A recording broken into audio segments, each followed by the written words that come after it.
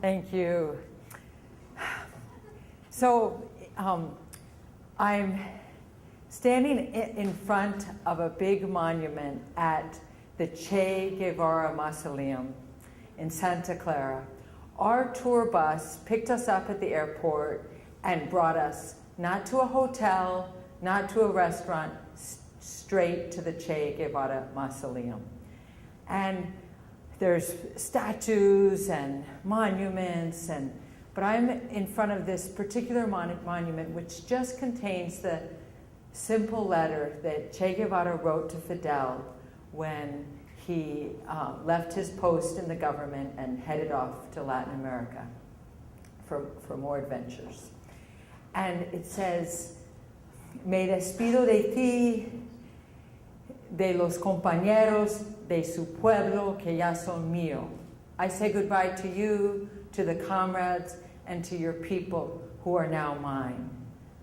And tears are pouring down my face. And I think, why am I crying?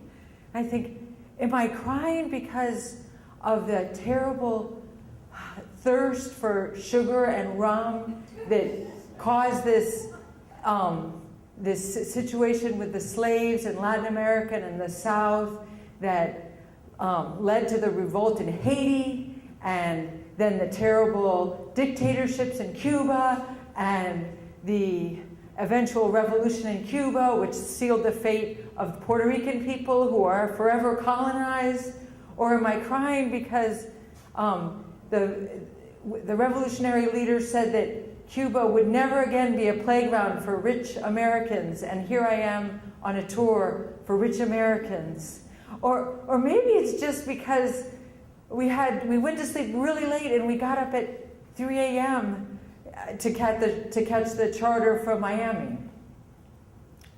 I think I want answers here. I want to learn a lot while I'm in Cuba, because Cuba is really huge in our imaginations, but in reality, we know so little.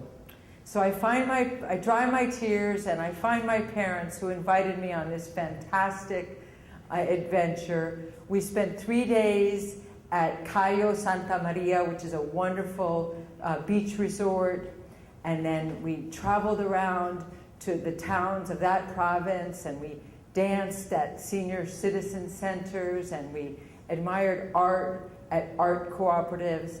And then we headed on a long ride to Havana. We noticed the little farms where the farmers, it was really more like gardens. And the farmers didn't seem to have much technology. It was very basic, a lot of farming with donkeys.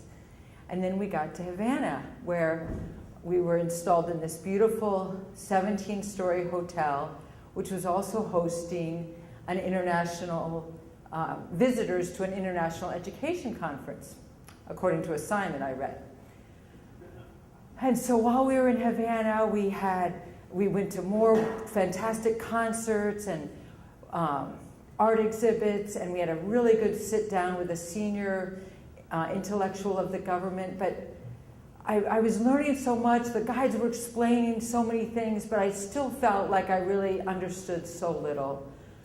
And so early one morning I said, well, I don't really understand very much about what's going on. At least I can run off these wonderful meals and rich desserts that I've been enjoying.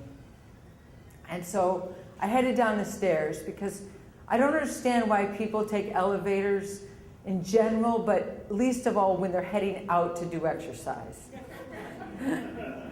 But when I get to the bottom floor, I'm in this sort of service area, like a kitchen and laundry, and so I find my way to a hallway in the hotel, and I open the door, and I see this little group of people, and one of them turns to me, and her shirt says Slippery Rock University.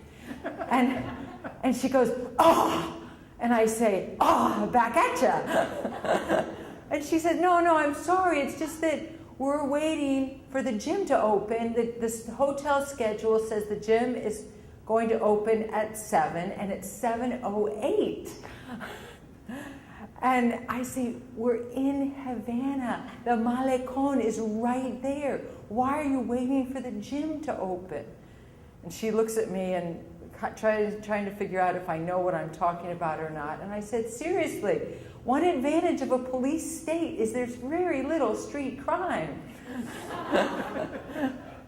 And so she agrees to go running with me. And we head out of the hotel, and I say, so what do you teach at Slippery Rock? And she says, people are always disappointed to hear, I don't teach anything. I'm just the president.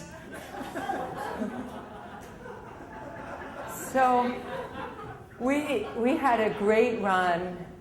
I did learn that I didn't learn everything I wanted to learn in Cuba. I did learn that this president of Slippery Rock University is a really cool, humble person who runs fast. As far as all the other questions that I have about this amazing, unknown country of 11 million people and the United States' complex relationship with that country, I just need to go back. Thank you.